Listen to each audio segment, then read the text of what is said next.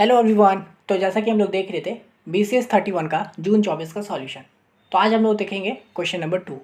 तो ये बोल रहा है what are static data member and static member function, write a program to explain the benefit of using static member in C++। ये question भी previous में आ चुका है। ठीक है, यहाँ उसी में पूछा था स्टैटिक मेंबर क्या होता है, फंक्शन क्या होता है, उसके बारे में। ठीक है, तो ये देखिए 10 मार्क्स का क्वेश्चन है। तो चलिए देखते हैं। तो पहला है स्टैटिक डेटा मेंबर। तो ये क्या होता है? A static data member is shared among all object of a class. ठीक है, तो कोई भी मेंबर, हम लोग कोई भी जो वेरिएबल्स बनाते हैं, ठीक है, वही होता है मेंबर। तो अगर स्टैटिक मेंबर का मतलब क्या हुआ कि जो भी हम लोग वेरिएबल्स बनाए, कोई भी डेटा बनाया है ना, तो अगर मैंने उसको स्टैटिक सेट कर दिया है ना, तो उस वो वाला स्टैटिक को, यानी कि वो वाला जो डेटा है, वो हम लोग क्लास के अंदर सभी ऑब्जेक्ट के साथ शेयर कर सकते हैं। ठीक है, यानी कि मैं उसको जितने भी क्लास के अंदर जो भी मान लीजिए वेरिएबल्स है, जो भी फंक्शन है, उसको मैं हर जगह यूज़ कर सकता हूँ उस डेटा मेंबर को। समझे? तो static data member is shared among all object of a class, यानी कि क्लास के अंदर जितने भी ऑब्जेक्ट हैं उन सबको एक्सेस हम लोग कर सकते हैं। मतलब स्टैटिक मेंबर उन सब के लिए रहेगा। ठीक है, it is declared using the static keyword.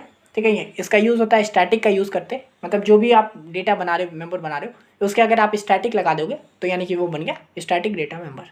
ठीक है, उसका देखिए memory is allocated only once and all object access the same memory location. इसमें क्या होता है, मान लीजिए जैसे आपने कोई डेटा बनाया, उसको स्टैटिक सेट कर दिया, तब वो जिस मेमोरी पे है उसी मेमोरी पे बना। ठीक है, अब अगर आप कहीं पे भी आप उसको ऑब्जेक्ट, मतलब उसको कहीं पे भी किसी और ऑब्जेक्ट में यूज़ करोगे ना, तो सब लोग उसी मेमोरी एक्सेस को मतलब उसी मेमोरी को एक्सेस करेगा। ठीक है, सेम मेमोरी स्पेस पे।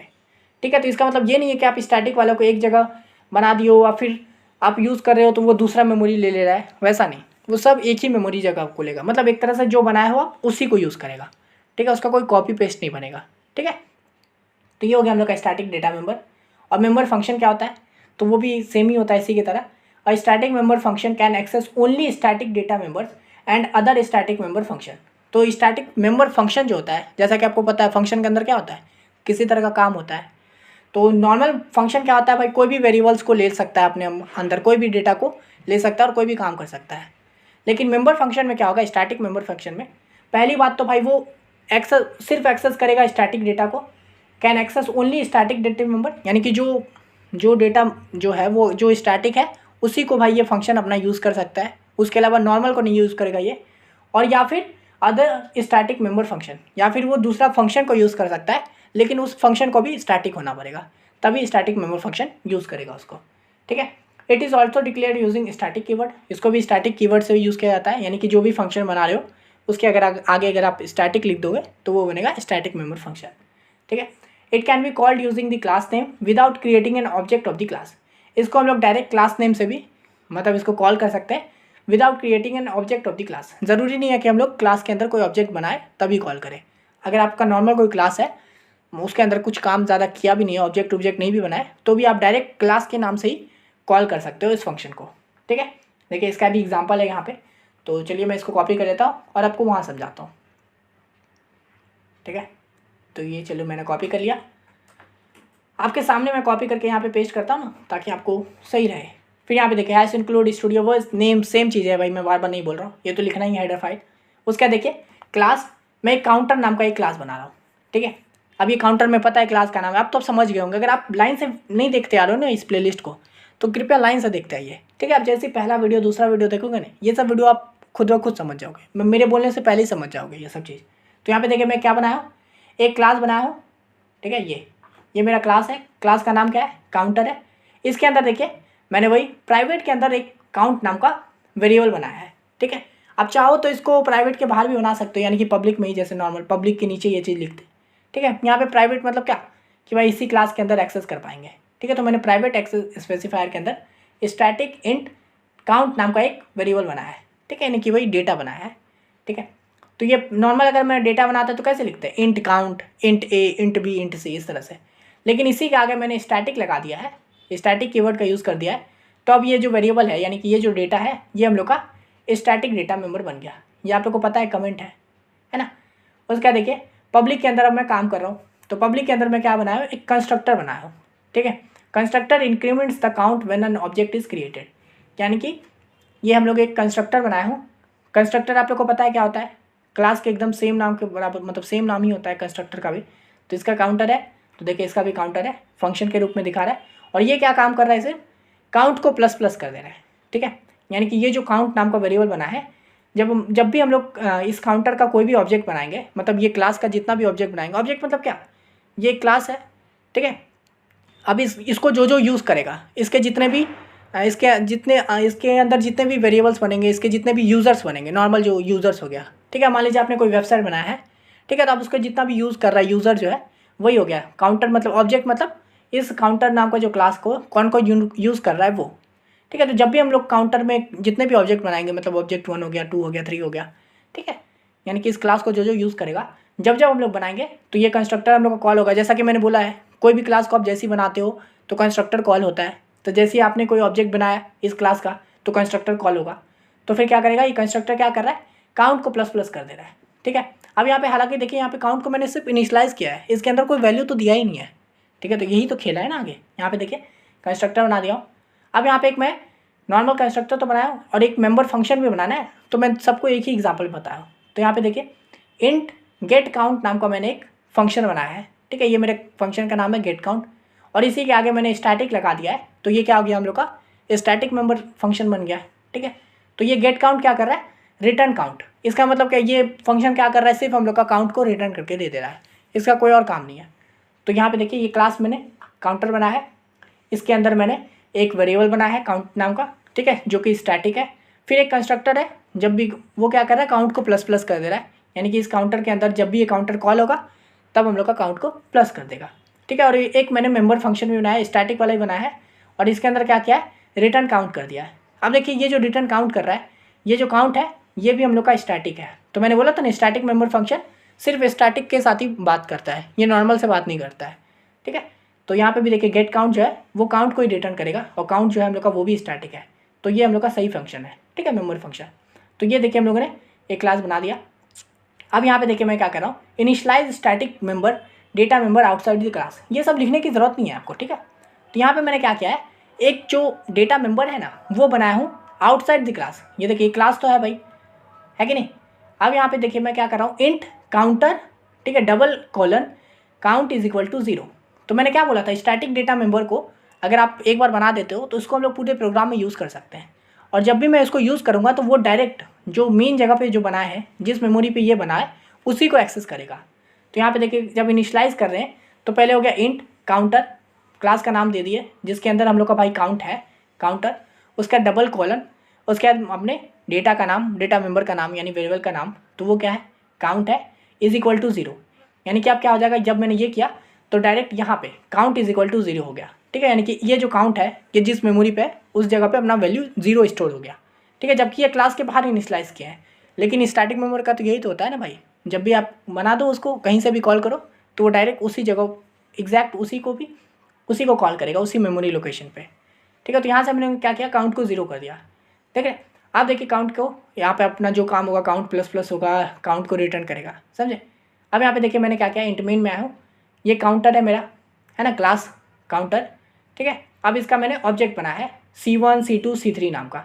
जैसे इससे पहले वाला वीडियो में भी देखे होंगे हम लोग क्लास का ऑब्जेक्ट बनाए थे, है ना। सबसे पहला वीडियो में भी देखे थे एनिमल, वो सब वाला में भी उसका भी ऑब्जेक्ट बनाए थे, है ना, एनिमल 1 एनिमल 2 नाम से। तो उसी तरह से यहाँ पे भी काउंटर है, ये मेरा क्लास है, इसके अंदर का 3 वेरिएबल है C1 C2 और C3। अब देखिए इसको मैं लाइन से लिख दिया हूँ कॉमा डाल के। आप चाहते तो काउंटर C1 फिर उसको इसे बंद कर देते, फिर काउंटर C2 काउंटर C3 करके 3 लाइन में लिखते हैं। पर अगर आप जब सेमी का बना रहे हो तो आप कॉमा दे के दे दो, ज़्यादा आसानी से दिखेगा। तो ये मैंने ऑब्जेक्ट्स बना दिया 3। अब बस स्टैटिक मेंबर फंक्शन को कॉल करके क्या कर रहा हूँ, एक्सेस कर रहा हूँ भाई कि कितना काउंट है। तो यहाँ पे देखिए मैं सिंपल कर रहा हूँ cout number of object created, जबकि मेरे को यहाँ पे दिख रहा है मैं 3 ऑब्जेक्ट बनाऊँ C1 C2 C3 नाम का, लेकिन मैं इसको क्या करूँगा, फंक्शन करके बुलवाऊंगा कि भाई फंक्शन तू बता। तो यहाँ पे देखिए नंबर ऑफ, ये तो एज इट इज़ होगा। अब यहाँ पे देखिए मैं मेंबर फंक्शन को कॉल कर रहा हूँ, स्टैटिक मेंबर फंक्शन को। तो उसके लिए क्या करेंगे, काउंटर, मतलब पहले तो क्लास का नाम तो काउंटर यानी ये, फिर डबल कॉलन, फिर यहाँ पे मैंने कौन सा मेंबर फंक्शन, मतलब कौन सा फंक्शन को कॉल कर रहा हूँ, तो गेट काउंट को। तो यहाँ पे देखिए गेट काउंट को मैंने कॉल कर दिया, फिर एंटर। अब देखिए मैं इसको रन करूँगा, तो देखिए मैंने जब इसको रन किया तो क्या हो गया, सॉरी हाँ देखिए मैं इसको रन किया तो नंबर ऑफ ऑब्जेक्ट क्रिएटेड 3, समझे। तो इस तरह से पहले देखिए काउंट यहाँ से हम लोग का काउंट 0 हो गया। फिर यहाँ पे मैंने काउंटर देखिए जब मैं C1 बनाया, समझे, इस काउंटर के अंदर मैं C1 बना रहा हूँ, तो जैसे मैंने C1 बनाया तो ये काउंटर वाला पूरा कॉल हुआ होगा, और जैसे ही कॉल हुआ होगा काउंटर वाला क्लास, तो कंस्ट्रक्टर भी कॉल हुआ होगा। तो कंस्ट्रक्टर क्या कर रहा है, काउंट को प्लस प्लस कर दे रहा है। तो पहले 0 था, तो जैसे मैंने C1 बनाया तो प्लस प्लस होके 1 बढ़ गया, यानी कि 1 हो गया, समझे। फिर ऑब्जेक्ट मैंने C2 बना दिया, ये सब हालांकि दो साथ में बनाया, तो ये सब पहले प्लस हुआ होगा 1 बना। फिर C2 जैसे बना तो फिर काउंटर के अंदर दूसरा ऑब्जेक्ट बना, तो फिर काउंटर दूसरी कंस्ट्रक्टर कॉल होगा, फिर काउंट को प्लस प्लस कर देगा, तो यानी कि 1 से 2 हो गया। फिर मैंने जब तीसरा बनाया तो 3 हो गया। और फिर यहाँ पे मैंने जब गेट काउंट को कॉल किया तो गेट काउंट क्या कर रहा है, रिटर्न काउंट करके दे रहा है, यानी कि ये जो काउंट के अंदर जो भी वैल्यू है उसको रिटर्न करके दे दो। तो यहाँ पे मैं काउंट को बढ़ा रहा था तो काउंट 3 हो गया था, तो जब मैंने रिटर्न काउंट किया तो 3 वैल्यू मेरा रिटर्न होकर आ गया। अब देखिए अगर मैं चाहूँगा अगर इसको मैं कम कर दूँ, C1 और C2 कर दूँ, तो ये देखिए नंबर ऑफ ऑब्जेक्ट क्रिएटेड 2, समझे। तो इस तरह से हम लोग काउंटर को बढ़ा सकते हैं, घटा सकते हैं, ऑब्जेक्ट जितना बनाएंगे उस तरह से। तो देखिए यहाँ पे हम लोग क्या किए, स्टैटिक डेटा मेंबर बनाए और उस फंक्शन को बना के कैसे कॉल किए वो दिखाए। तो इस तरह से ये 10 मार्क्स का क्वेश्चन था, आपने बहुत बढ़िया से लिख दिया। Write a program to explain the manoeuvre using static member. Static member बनाने से क्या हो जाता है भाई, मैं कहीं से भी कॉल कर सकता हूँ, डायरेक्ट मेन जगह पे मेमोरी पे मैं चेंजेस कर सकता हूँ, मेरे को अलग अलग वैल्यू जगह मेमोरी नहीं लेता है वो स्टैटिक मेंबर, समझे। तो इस तरह से ये हो गया हम लोग का एग्जाम्पल बढ़िया सा।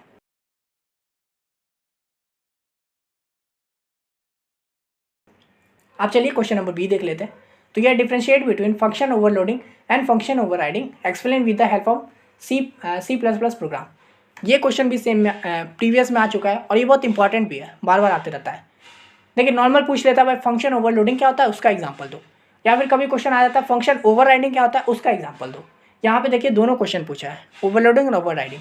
तो चलिए हम लोग देखते हैं। तो है सबसे पहले फंक्शन ओवरलोडिंग, तो इसका डेफिनेशन क्या होता है, function overloading allow multiple function with the same name but different parameters with in the same scope. ठीक है, तो देखिए फंक्शन ओवरलोडिंग मतलब क्या हुआ, नाम से ही पता चल रहा है ओवरलोड कर देना फंक्शन को। तो इसका मतलब क्या हुआ कि कोई भी फंक्शन जो है allow multiple function with the same name, यानी कि सेम नेम का फंक्शन को, ठीक है, बट डिफरेंट पैरामीटर, यानी कि सेम नाम का फंक्शन है लेकिन उसके अंदर का जो पैरामीटर है, पैरामीटर आप लोग समझ गए ना, जैसे मैंने पैरामीटर इंट ए इंट बी लेकर करता हूँ ना, तो इसी तरह से कि सेम नेम का फंक्शन होगा लेकिन उसका पैरामीटर अलग होता है ना, उसी को कहते हैं फंक्शन ओवरलोडिंग। तो जैसे कि allow multiple function with the same name but different parameter, जैसे पैरामीटर में डिफरेंट क्या हो सकता है कि उसका नंबर अलग हो सकता है, मतलब वैल्यू, जैसे कि पहला में है इंट ए और बी लिया हूँ, दूसरा में सेम फंक्शन है उसके अंदर मैंने 3 वेरिएबल लिया है इंट ए बी सी, तो ये क्या हो गया फंक्शन ओवरलोडिंग करना हुआ। या फिर टाइप अलग हो सकता है, उसमें मान लीजिए इंट ए इंट बी लिया हूँ, इसमें डबल ए डबल बी ले लिया हूँ, तो देख रहे टाइप चेंज हो गया है। या फिर बोथ, दोनों भी चेंज हो सकता है within the same scope. ठीक है, तो ये होता है फंक्शन ओवरलोडिंग का डेफिनेशन। इसका पर्पज़ क्या होता है, allow function to handle different data types और डिफरेंट नंबर ऑफ पैरामीटर्स। तो यही होता है कि इसका अलाउ क्या, इसका पर्पज़ क्या होता है कि फंक्शन को अलाउ करना कि वो डिफरेंट डेटा टाइप्स हो गया या फिर डिफरेंट डेटा पैरामीटर्स को हैंडल कर लेना। ठीक है, तो इसका एग्जांपल से देखिए बढ़िया समझोगे। ये कंपाइल कब होता है, रिजॉल्व एट कंपाइल टाइम। ठीक है, कंपाइल टाइम के समय ही ये काम होता है। तो ये देखिए इसका एग्जांपल है, ये सेम क्वेश्चन मैंने ये सेम एग्जांपल आपको पहले भी बता चुका हूँ। ठीक है, तो पहले हम लोग फंक्शन ओवरलोडिंग का देख लेते हैं एग्जाम्पल। ठीक है, तो इसको मैंने यहाँ पे पेस्ट कर दिया। तो ये देखिए हैश इंक्लूड स्टूडियो डॉट मतलब आई स्ट्रीम, यहाँ पे नेम स्पेस भी दे दीजिएगा यूजिंग नेम स्पेस। अब देखिए फंक्शन टू ऐड 2 इंटीजर्स, यहाँ पे मैंने एक बनाया है ऐड नाम का फंक्शन। ठीक है, उसका वो इंट टाइप का है, तो ये फंक्शन है ऐड नाम का। इसके अंदर देखिए मैंने 2 वेरिएबल्स लिया है इंट ए कॉमा इंट बी। ठीक है, तो ये क्या कर रहा है हम लोग का, रिटर्न कर दे रहा है ए प्लस बी, यानी कि ये देखिए ऐड नाम का फंक्शन है जिसके अंदर 2 वेरिएबल्स डाल रहा हूँ और वो क्या कर रहा है उस दोनों को जोड़ के रिटर्न कर दे रहा है। ये मेरा सिंपल फंक्शन है एक। ठीक है, ये क्या है हम लोगों का कमेंट है, इसको लिखिए मत लिखिए बात वही है। तो ये मैंने क्या किया, ऐड 2 इंटीजर्स, एक फंक्शन बनाया हो जिसमें हम लोग का 2 इंटीजर है उसको रिटर्न करके देगा। अब यहाँ पे देखिए सेम नाम का मैंने फंक्शन बनाया है, इंट ऐड नाम का ही फंक्शन बनाया है, लेकिन इसके अंदर मैं पैरामीटर क्या किया हूँ, 3 दे दिया हूँ। देखिए इंट ए इंट बी और इंट सी, यानी कि 3 पैरामीटर डाल रहा हूँ और ये क्या कर रहा है हम लोग को रिटर्न करके दे रहा है ए प्लस बी प्लस सी। समझे, तो ये हम लोग का 3 वैल्यू को रिटर्न करके दे रहा है और ये हम लोग का 2 वैल्यू को ऐड करके रिटर्न करके दे रहा है। समझे, तो देखिए सेम नाम का फंक्शन है लेकिन पैरामीटर बदल गया है, ये 2 को करके दे रहा है, ये 3 को करके दे रहा है। तो इसी को कहते हैं फंक्शन ओवरलोडिंग। ये जो फंक्शन बनाया था ऐड नाम का, इसी को मैंने ओवरलोड करके इसके अंदर कुछ चेंजेस करके सेम नाम का फंक्शन को चेंजेस कुछ भी चेंजेस करके देखिए यहाँ पे जैसे मैंने पैरामीटर को चेंज करके फिर से बना दिया है, तो यही हो गया फंक्शन ओवरलोडिंग। समझे? अब देखिए मेन में आ गया हूँ, एक मैं sum2 नाम का फंक्शन बनाया हूँ, मतलब सॉरी वेरिएबल बनाया हूँ int sum2, ये नाम है मेरे वेरिएबल, कुछ भी ले सकते हो s2 ab कुछ भी, तो मैंने sum2 लिया है ताकि मैं यहाँ पे दिखाऊंगा sum2 मतलब कि ये भाई 2 नंबर वाला रिटर्न करके दे रहा है। इसके अंदर मैंने देखिए ऐड वाले फंक्शन को कॉल किया है, यानी ये वाला फंक्शन को, और इसके अंदर मैंने 2 वेरिएबल्स डाला है, यानी कि 5 और 7 डाला है। अब यहाँ देखिए फिर से मैंने एक sum3 नाम का वेरिएबल बनाया है और फिर मैंने ऐड फंक्शन को कॉल किया है और इसके अंदर मैंने 3 वेरिएबल डाला है। तो यहाँ पे देखिए मैंने क्या बोला था इसमें कि ये जो होता है हम लोग का कंपाइल टाइम पे होता है, रिजॉल्व एट कंपाइल टाइम, यानी कि ये कब रन करता है, जब हम लोग कोड को चलाते हैं, तो जब वो कंपाइल हो रहा होता है ना, तभी पता चल जाता है कि कौन सा फंक्शन यूज़ होगा। ठीक है, तो जब मैंने sum2 के अंदर ऐड किया, मतलब ऐड फंक्शन तो कॉल किया, लेकिन ये ऐड फंक्शन तो यहाँ पे 2 है ना, तो जब मैंने ऐड फंक्शन कॉल किया तो बोला अच्छा इसमें से कौन सा है भाई, तब जब देखा कि अच्छा पैरामीटर 2 है तो 5 और 7 है, तो ये समझ गया कि अच्छा ये 2 पैरामीटर वाला वैल्यू, मतलब 2 पैरामीटर वाला ऐड को ये कॉल किया है। समझे? तो ये 5 7 से डिसाइड हुआ कि कौन सा फंक्शन चलेगा, ये वाला चलेगा कि ये चलेगा। ठीक है, पैरामीटर से डिसाइड हुआ, तो 2 पैरामीटर डाला है इसलिए हम लोग का ये वाला फंक्शन चला। सेम विथ इसमें 3 पैरामीटर डाला है तो बोलेगा कि अच्छा ऐड फंक्शन है, यहाँ तो 2 है भाई, अच्छा 3 पैरामीटर डाला है तो ये वाला फंक्शन चलेगा। समझे? बस, और लास्ट में सम ऑफ 2 इंटीजर, तो मैंने sum2 के अंदर ये ना ऐड होकर आएगा, तो ये ऐड वाला फंक्शन गया यहाँ पे 5 a की जगह पे 7 b की जगह पे 5 + 7 हो जाएगा, सेम भी 3 + 2 + 4 हो जाएगा। तो यहाँ पे देखिए इसको रन करेंगे तो क्या होगा, यहाँ पे यूजिंग नेम स्पेस std दे देंगे, जैसा मैंने बोला था यूजिंग नेम स्पेस std, है ना। अब देखिए रन करेंगे तो यहाँ पे देखिए सम ऑफ 2 इंटीजर क्या हो गया 12 और सम ऑफ 3 इंटीजर 9। देख रहे 5 + 7 12 होता है और 3 + 2 + 4 क्या हो गया 9 होता है। तो इस तरह से यहाँ पे देखें अगर मैं यहाँ पे वैल्यू चेंज कर दूंगा तो आउटपुट भी उसी हिसाब से आएगा। 9 + 7 कर दिया हो तो देखिए 16 हो गया। समझे? तो इस तरह से ये हो गया हम लोग का क्या, मैं फंक्शन ओवरलोडिंग। तो मैंने इसको ऐसे समझाया है कि अगर ये 16-10 मार्क्स का क्वेश्चन आएगा ना कि फंक्शन ओवरलोडिंग क्या आता है, तो भी आप ये पूरा लिख सकते हो। ठीक है, मैंने इसका एग्जाम्पल भी जानबूझ के अलग बताया हूँ। आप देखिए पूछा है फंक्शन ओवरराइडिंग, तो ये भी देख लेते हैं। तो फंक्शन ओवरराइडिंग क्या होता है, तो function overriding occurs when a derived class provides a specific implementation of a function that is already defined in its base class. The function in the derived class must have the same name, return type and parameter as the function in the base class. ये function overriding आपको सुना नहीं लग रहा है? अरे यार आप इसी प्लेलिस्ट में तो देखे हो, इसको याद है पहले वाला क्वेश्चन, तो वही चीज़ देखिए फिर से आ गया ओवरराइडिंग। आपको अगर पता होता तो आप लिख सकते थे, है ना। तो फंक्शन ओवरराइडिंग क्या होता है कि जब derived class provides a specific implementation of a function that is already defined its base class. इसका एक्सप्लेनेशन भी सेम था, है कि नहीं? देखिए सेम चीज़ वही फंक्शन ओवरराइडिंग मतलब क्या कि कोई फंक्शन पहले से बना हुआ है अपने बेस क्लास में, तो मैं डिराइव क्लास में उसी फंक्शन को कॉल किया हूँ और बस उसमें अगर मैं कुछ भी चेंजेस करना चाहता हूँ, उसका तरीका को चेंज करना चाहता हूँ, तो वही हो गया ओवरराइड करना, यानी उसी फंक्शन को ओवरराइड कर देना, वही चीज़ लिखा हूँ। अगर when a derive class provides a specific implementation, यानी कि डिराइव क्लास प्रोवाइड करता है specific implementation of a function that is already defined in base class, यानी कि वही बेस क्लास में जो फंक्शन पहले से दिया हुआ है उसी के अंदर मैं डिराइव क्लास में फिर से उसी को कॉल करके उसके अंदर कोई स्पेसिफिक चेंज करता हूँ, तो वही हो गया function overriding. The function in the derive class must have the same name. ठीक है, बस वही बात है कि भाई बेस क्लास में तो जो फंक्शन है वो तो है ही, जब मैं डिराइव क्लास में उसको वापस से यूज़ कर रहा हूँ तो उसमें क्या होना चाहिए कि must have the same name. ठीक है, फंक्शन का भाई सबसे पहले तो नाम सेम होना चाहिए, उसका रिटर्न टाइप भी सेम होना चाहिए। मान लीजिए मैं इंट रिटर्न कर रहा हूँ, मतलब इंटीजर टाइप का है, तो डिराइव में भी इंटीजर ही होना चाहिए और पैरामीटर भी सेम होना चाहिए। अगर मैं पैरामीटर उसमें 2 वैल्यू डाल रहा हूँ तो डिराइव क्लास में भी पैरामीटर 2 ही डालूंगा। समझे? बस अंदर का अगर मान लीजिए कुछ चेंज करना है, वैल्यू रिटर्न में कुछ चेंजेस करना है तो वो कर सकता हूँ, लेकिन ये सब चीज़ सेम होना चाहिए। ठीक है, तो ये हो गया फंक्शन ओवरराइडिंग के बारे में। अब ये चीज़ अगर आपने नोट्स बना रहे हो अगर ये जून 24 का, ठीक है, तो आप देखिए स्टार्टिंग में यही चीज़ पढ़े थे आप। ठीक है, तो इसी तरह से आपको दिमाग लगाना है चीज़ें। देखिए कैसे हम आपने पढ़ा हुआ है और आप जैसे ये वाला वीडियो ये वाला देखिए डेफिनेशन आप समझ गए, अरे हाँ ये तो मैं जानता हूँ। ठीक है, इसका देखिए पर्पस क्या आता है, allow derive class to provide a specific implementation for a method defined in the base class. वही अलाउ करना डिराइव क्लास को कि भाई अगर आप कोई स्पेसिफिक चेंज करना चाहते हो, स्पेसिफिक इम्प्लीमेंट करना चाहते हो किसी फंक्शन पे जो कि बेस क्लास में है, तो आप कर सकते हो। ठीक है, तो वही हो गया ओवरराइडिंग।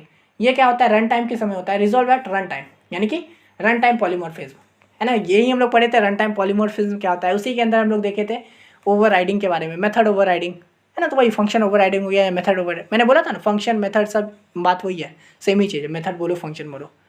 तो ये क्या होता है, रन टाइम होता है, रन टाइम के समय काम करता है ये। तो देखिए इसका भी एग्जाम्पल है, चलिए मैं इसको भी कॉपी कर लेता हूँ और आपको वहाँ समझाता हूँ भी, ठीक है। अब यहाँ पे देखिए, यहाँ पे मैंने लिख दिया, तो ये हो गया। इसको देखिए, मैं वही ऐसा हम बेस क्लास बनाया हूँ, इसके अंदर यहाँ पे देखिए मैंने क्या था, मैंने बताया था रन टाइम पॉलीमॉर्फिज्म वाले क्वेश्चन में कोई भी अगर मेथड ओवर राइड करना होता है तो वो कौन सा फंक्शन होना चाहिए, वर्चुअल फंक्शन होना चाहिए, है ना। वर्चुअल लगता है देख रहे हैं आप कैसे समझ में आ रहा है आपको, सेम चीज़ पढ़े हो आप। तो यहाँ पे देखिए मैंने वॉइड डिस्प्ले नाम का एक फंक्शन बनाया है, लेकिन मैं इसको ओवर राइड करना चाहता हूँ, तो इसलिए मेरे को इसको वर्चुअल बनाना होगा, तब जाके मैं आगे इसको ओवर राइड कर पाऊंगा नीचे, ठीक है। तो मैंने वर्चुअल डिस्प्ले नाम का एक फंक्शन बनाया है जो कि कुछ नहीं कर रहा है, बस सी आउट कर दे रहा है, यानी कि बेस डिस्प्ले फंक्शन। यानी कि ये क्या कर रहा है कि मैं दिखा रहा हूँ कि भाई ये जो बेस क्लास के अंदर जो डिस्प्ले फंक्शन है वो कॉल हुआ है, ठीक है। तो मैं बस सिंपल ये लिख दिया हूँ। उसके देखिए मैंने एक डिराइव क्लास बनाया है, क्लास डिराइव बेस के ऊपर, ये तो पता है आपको, समझ गए, डिराइव क्लास बनाया हूँ बेस के नाम पे, ठीक है। अब ये क्या कर रहा है, तो ये देखिए सेम कर रहा है, ये जो डिस्प्ले वाला फंक्शन है इसी को यहाँ पे ओवर राइड कर रहा हूँ मैं, तो वॉइड डिस्प्ले ओवर राइड, ठीक है। आपको पता है ओवर राइड कर रहे हैं तो ओवर राइड लिखाएगा।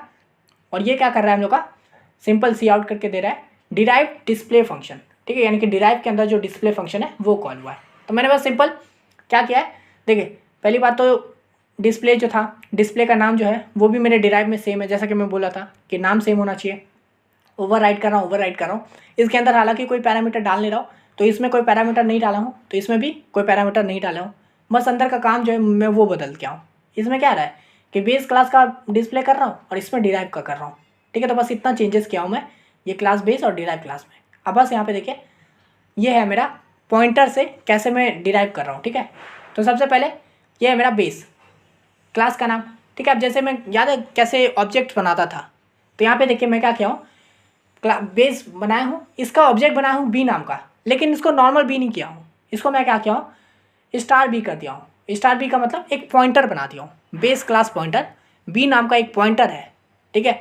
अब ये पॉइंटर है तो जैसे नॉर्मली ऑब्जेक्ट तो बना दिया था मैं, तो ऑब्जेक्ट बना देता था, उसको यूज़ कर लेता था, लेकिन अभी मैंने एक पॉइंटर बनाया है, ठीक है। अब ये पॉइंटर किसी को तो पॉइंट करेगा ना, तो इसमें क्या किया हूँ मैं, डिराइव डी नाम का एक, डिराइव के अंदर ये जो डिराइव मेरा क्लास है इसके अंदर मैंने एक और ऑब्जेक्ट बनाया हूँ, ठीक है, डिराइव क्लास ऑब्जेक्ट डी नाम का, ठीक है। तो अब ये क्या कर रहा है, ये जो बी है ना, मतलब ये जो मैंने बेस क्लास का जो बी पॉइंटर बनाया था ये पॉइंट कर रहा है मेरा एंड डी को, यानी कि डिराइव क्लास को, यानी कि बी का जो पॉइंटर है वो मेरा डी को पॉइंट कर रहा है, समझे। तो एंड डी करके मैंने क्या किया है, base class pointer points to derive class object, यानी कि मैंने बी क्लास बेस बी के अंदर एक बी नाम का ऑब्जेक्ट बनाया था, मतलब पॉइंटर बनाया था जो कि मेरा डिराइव को कॉल कर रहा है, ठीक है। डिराइव के अंदर एक ऑब्जेक्ट है डी नाम का, उसको पॉइंट कर रहा है, ठीक है, ठीक है। फिर लास्ट में क्या करो, बी डिस्प्ले वाला फंक्शन, बी के ऊपर डिस्प्ले वाला फंक्शन कॉल कर दो, तो इससे क्या होगा, देखिए इसको रन करेंगे तो क्या हो गया, डिराइव्ड डिस्प्ले फंक्शन। तो इससे क्या हुआ, पहले बेस क्लास का तो बी तो हो गया, मैंने बेस के अंदर देखिए बी बनाया है, ठीक है, लेकिन फिर मैंने एक डिराइव के अंदर भी एक ऑब्जेक्ट बना दिया डी नाम का, लेकिन ये बी क्या कर रहा है, ये मेरा डी को ये कर रहा है, पॉइंट कर रहा है, ठीक है। और जब मैंने बी को डिस्प्ले किया है, तो अगर मैं नॉर्मल अगर मैं बी को डिस्प्ले करता तो भाई बी तो भाई बेस का है ना, मैंने बेस के अंदर भी बनाया था ना, तब तो ये वाला पॉइंट होना चाहिए था, मतलब वो वाला प्रिंट होना चाहिए था। लेकिन यहाँ पे देखिए मैंने बी को क्या कर दिया है, डिराइव का डी से ये कर दिया है कि भाई बी जो है तू डिराइव डी पे पॉइंट कर रहा है, समझे। तो इसलिए हम लोग का डिराइव डी तो इसके अंदर है, तो इसलिए हम लोग का ये पॉइंट हुआ है। अच्छा, अगर आप बोलोगे कि तो मैं अगर ये वाला बेस वाला कॉल करवाना चाहता हूँ तो कैसे करूँगा, तो ये तो भाई मैंने बी वाला जो है उसको तो डी पे इनिशियलाइज़ कर दिया है, तो यहाँ से तो नहीं कर सकते। तो एक काम करते हैं ना हम लोग, एक ऐसा नॉर्मल सा बनाता हूँ मैं, ठीक है। एक मैंने क्या किया है, सेम वही क्या हूँ, बेस क्लास है, ठीक है, बेस के अंदर मैंने एक ऑब्जेक्ट बनाया है ए नाम का, कुछ भी नाम हो सकता है, मैंने ए दे दिया है, और यहाँ पे मैंने क्या किया है, ए डॉट डिस्प्ले कर दिया हूँ, सिंपल ए को मैंने डिस्प्ले करवा दिया है। अब मैं इसको अगर रन करूँगा तो यहाँ पे देखिए बेस डिस्प्ले फंक्शन वाला कॉल हुआ है।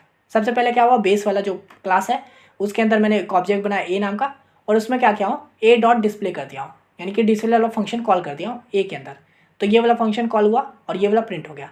फिर यहाँ पे देखिए मैंने एक बेस के अंदर एक बी नाम का पॉइंटर बनाया था, फिर वही बी वाला जो है उसको डी से इनिशियलाइज कर दिया डी वाले पे, और फिर मैंने जब बी को डिस्प्ले करवाया तो डिराइव वाला कॉल हो गया।